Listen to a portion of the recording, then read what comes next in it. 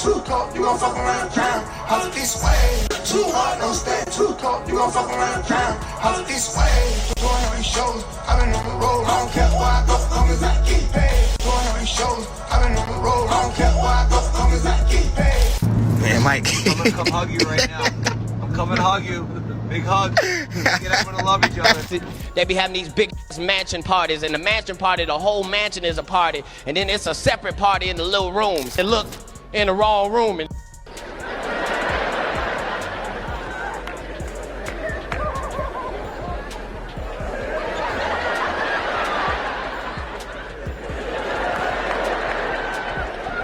Nick, come here. Is that two niggas kissing? You know, and you see things like the white party be there, and then they have a little baby like in a sandwich. They're hugging them from the front and the back. Katt Williams has been warning folks for years that Hollywood, the music industry, and those ultra-exclusive parties are not what they pretend to be. You think it's just networking, champagne, and photo ops, but according to Katt, it's way deeper than that. Illuminati-style initiations and straight-up humiliation rituals. And now, Lil Baby might be the latest name backing up everything Katt's been saying. Baby's been moving different lately. New thigh tattoos, a pink belt, tank tops, pulling his shorts up on stage just to show off his legs. And if you ask Katt, this isn't a fashion phase. This is ritual behavior. The kind of ritual Katt claims rappers have to go through to stay hot and keep their industry access. Call it an initiation, call it a loyalty test. Either way, Katt says it's real, believe it or not. How people feel about the ritual. It's about does following the ritual work. And so you can fool yourself into thinking there isn't one, but the evidence. Now, Katt's whole theory is simple. Once someone starts acting funny after being around certain people, it's already over. He's been in the game long enough to know that sudden image changes aren't just a new stylist, they're influence. And ever since Lil Baby popped up at that all-white Hamptons party thrown by billionaire Mike Rubin, Katt's been looking at the situation sideways. Like, yeah, they got him. If you missed it, Baby's been trending after that clip of him performing in shorts and showing off fresh side tattoos. What really set the internet off is the fact that Baby once swore he'd never get tatted. I hear that you say that you don't have any tattoos at all? Nope. That was really my only reason, like, from being younger, like, I don't want no tattoos. I know I'm gonna have something to do when I get older. Yes, sir. With my money, and I don't want to be like a... Now people are saying Baby hasn't been the same since he started hanging around Rubin. So the big question is, who is Mike Rubin, and why is he always surrounded by young rappers? First thing you need to know, Rubin isn't an artist. He's not a producer, not an A&R. He's not part of the music industry at all, which honestly makes this even stranger. Rubin is a billionaire sports merch tycoon, yet somehow he's hosting everyone from Meek Mill, Drake, Jay-Z, Travis Scott, and Lil Baby to Leonardo DiCaprio and Tom Brady at his mansion. And Katt's been warning artists for years about billionaires who suddenly pop up in hip-hop with no real cultural roots. They always say they're here to help, but according to Katt, it's really about control. When these rappers get killed, not incidental. Somebody made $100 million and now don't have to talk to that artist or none of their crew, don't have to validate none of their contracts. Now only got to deal with the mama, only got to see her once a year, and it's over. And the money, he goes up and up and up. So they killed this $20 million guy, but they reached $60 million in benefits. Now, let's talk about how Lil Baby allegedly got turned out at Rubin's 2023 Hamptons White Party. First, this photo dropped of Baby sandwiched between Rubin and Kyle Kuzma. 50 Cent reposted it on IG and said, "See, this why I don't go to no parties, Puffy and Matt. The fuck is going on here?" Then he added, "Get the fuck off my young nigga." But then another photo surfaced, this time showing Ruben hugging Lil Baby from behind. Baby later posted a video on his story of him and Ruben on a private jet joking about the hug. But if you ask Katt, that wasn't just a drunk moment. That was a message, and it wasn't meant for us. It was for the people in the room. Katt's been saying forever that these industry parties are really initiation ceremonies. You get the elites together, the drinks start flowing, cameras are rolling, and suddenly there's a moment, a photo, a clip that follows you for life. In a Joe Rogan interview, Katt even talked about what he calls Baphomet-style rituals meant to test loyalty. And according to him, that's what's really happening at these parties. Like, oh, he keeps talking about people wearing dresses. No, it's not. That is a weird thing. It's not like that. Look at it from a different way. Look at it. Show me one person that ever wore a dress in Hollywood unsuccessfully. That's how you understand what a ritual is. So 20 years ago, I knew that transgenders was going to be a thing. It wasn't because I was a prophet. It's just I had gotten so much information that I understood that things are secular. So I understood that the earliest I had seen that word transgender was Baphomet, the transgender. And so I knew that in the ritual of Baphomet, the transgender, to show allegiance to him, you had to kiss his ass ring. Really? And it said both of those things. So I knew that both of those things would become popular in the future. After those photos with Ruben went viral, Lil Baby got super defensive. On Lil Yachty's podcast, he admitted the memes bothered him so much that he actually asked Ruben for the party's security footage. But here's the weird part. Baby never posted it. Then I'm dapping Kuzman up. And Mike's happy to see me. He run up on me. Right. I got 10 other pictures. We down there. We start down there. Bam, I'm telling his ass, Mike, I'll slam your ass. I'll break your neck in this. But we play like that. They white, so they don't really understand how I understand. Like, even when the picture came out before it went viral, I told them, like, Mike, I can't have pictures like that. Right. Even though me and you playing, bro, it's 100 people at the party. We in the middle of 100 people. There's nothing weird we could be doing in the party. Right. With all these people watching us. Literally, when that picture came out, I literally made Mike Rubin go to his security camera at his house, go to the footage and get the whole time. But I just never, like, I ain't even gonna post that shit on the internet. Right. I'm just like, that shit. Right. You feel me? Like, yeah, I ain't even trying to make it into this and make it into that. Like, man, just keep on going, because that's kind of like how I be doing.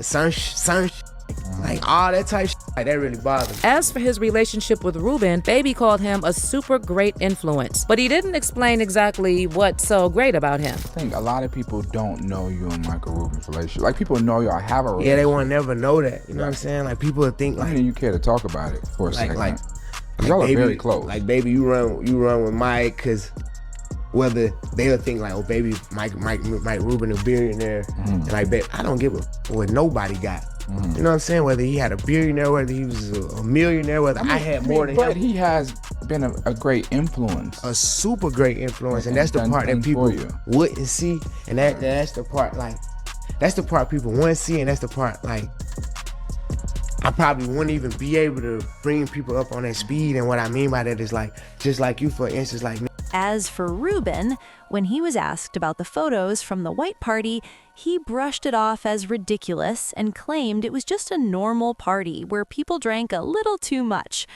But listen, the way Ruben kept talking about Baby sounded less like damage control and more like he was defending his guy. One of the best human beings in the planet, such a great human being, and like, I love his work ethic. And also, like, when you hear his story, and I don't know anything about music, so when I met him the first time with Drake in the Bahamas in 2020, and he's telling me his story about, he was in jail a couple years earlier, he never rapped, and now he's got this great, kind of music career. Like, you just want to root for the guy. And I'll tell you something, I've never actually said this before.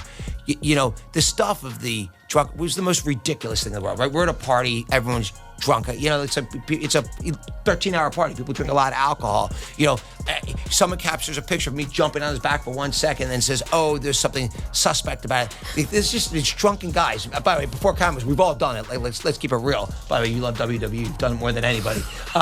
He's rolled around with people in their skivvies. Right, yeah, exactly. By the way, I haven't gone there.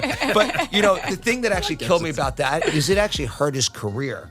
You know, last year, and I felt like I've always wanted to help people make. He's on a good build back. He's right crushing now. now. He's crushing. And He's I was just with him with Trav and him in London. But it actually, like, the thing is, he's such an extraordinary human being, and he's such a special person. And like, if you think about, you know, people who just want to hate on social media, who like one picture of, you know, a bunch of drunken people could be turned into something that it wasn't. And it gets even more questionable when you realize Lil Baby isn't the only rapper with strange footage involving Ruben.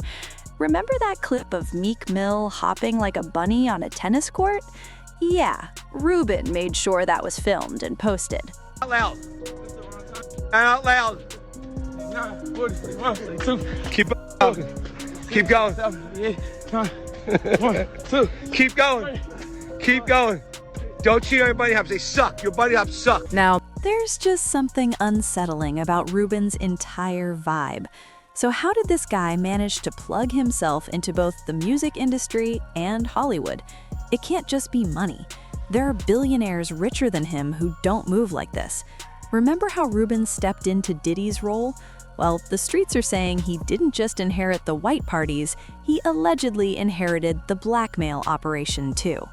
Diddy's long been rumored to run an Epstein-level setup in the industry, and now that he's fallen out of favor, people think Ruben quietly slid in to take over. We have some groupies on our staff that's been talking about your parties for the last couple of days. That's dying to get to your parties. Well, you know what? I've actually figured out, like, if this Fanatics thing doesn't work out, I think I could be a good party promoter. Oh, man, you kidding me? Yeah, like, I think I already got the white suit in the closet, so just let us know what, what's happening. Yeah. So, you know what it really comes from? I love bringing people from different backgrounds together, and that's something I enjoy doing. Whether it was this lunch we just talked about, whether it's my Super Bowl party, whether it's the white party, for me, it's a great time to. It's like I enjoy bringing people from different backgrounds together. And by the way, I benefit from them because I'm always learning from people there. And so that's really where it started. We started with our Super Bowl party. And, our Super Bowl party, by the way, this was like this year's Super Bowl party. I was like, when I had many of the owners of the football teams come up and tell me this is better than the game itself, I thought, like, literally, that's what people were saying to me. Right? Yeah. I think what we like to do is bring the right people together in a room and then great things happen. Now check out this clip of Ruben talking about how his girlfriend got injured at his own white party. Unfortunately, with only 350 people coming, we've had some significant accidents at the party over the past 2 years. Okay. The first accident that happened was, I want to make sure I get this right. Charlie D'Amelio sliced Dixie D'Amelio's finger trying to cut a bagel at 3 o'clock in the morning. Okay. That led to several stitches. That was year one's accident. So we actually thought we would be really prepared, and we brought in medical staff for the party, because even though there's 350 people, we had a whole, medical SWAT team there. And Crazy. so I went to the bat. So after like 12 people performed, just like this incredible, like just natural performances that broke out of the party. I went to the boys' room, and I knew I was turning 50 this year. And so my 50th birthday was coming a couple weeks up, which was pretty depressing to me. And so Joel Embiid's running out to me, Michael, you gotta come here. Camille got hurt. This is my girlfriend. He goes, Camille got really hurt. I'm like, remember this, yeah. I'm like, Joe, like stop. Like, I'm not falling for this. Right. Like, I'm like, no, you're not tricking me. And then they're like, you gotta go upstairs. And all of a sudden, we just had my third daughter, our second daughter together a few weeks earlier. Thank you. And so she fainted. Now, I would say, the truth be told, that she tried to drink with the boys and wasn't able to handle herself. Yep. She's still going with fainting. It's a real debate within the Rubin household. I would probably side with you on Of course. this. Yeah, this is correct. No matter, and she actually gets mad at me when I tell her this. She's going with the faint. I'm going with. But anyway, she fell over and hurt herself very badly. So I had to leave at 12:15 the party. Why'd you have to leave? Because she had to go to the hospital. They thought she had That's why you got neck. the medical tent. The medical, like, hey, send them off. This is my party. So I'm going to be honest with you. So the EMT doctor comes in the room. Joelle was in the room, and they're like, her neck could be broken. I'm like, she's fine. Give her a drink. Like, don't worry about it. I'm like, she's good. Like, put her back in the game. Who cares? And Joel screaming like, I've had this happen. You've got to go to the hospital right now. And someone else is screaming at me. And I came back from the hospital. I, of course, left Camille in the hospital once I knew she was going to leave. Right. Yeah. Right. I'm like, Vital signs I'm coming good, back I'm in out. hot. Yeah. I'm FaceTiming Trav. I'm like, Trav, I'm coming back in hot. And there were about 200 people left when I got back. And we went into high gear. From the 2 to 4 a.m. was strong this year. That's the mark of a good party. If at least 5% of your guests go to the hospital afterwards, you did your job. Well, I think right now we're running 0.5% in casualty. We can bump those numbers needing up. medical assistance. Yeah. Yeah. Get like a bouncy air cast. We also Billy at this point. We also had a nameless person who was drunk out of control. I was friends with, who had to get thrown out. So this new lawsuit just came out that shows tons of evidence that P. Diddy, Puff Daddy, has been running a sexual blackmail operation very much like Jeffrey Epstein, but in the rap and music industry for basically 30 years. The top knew what P. Diddy was doing. They were attending the parties with underage girls where they were spiking drinks. They were deeply involved in Diddy's personal life, and all evidence points to them supporting his operation. Or at the very... But now I want to know what you think. What's really going on at Mike Rubin's white parties? Do you think Lil Baby's transformation is connected to Rubin? Is Baby just switching up his style, or did he graduate from some kind of initiation program? Let me know your thoughts, and I'll catch you in the next one.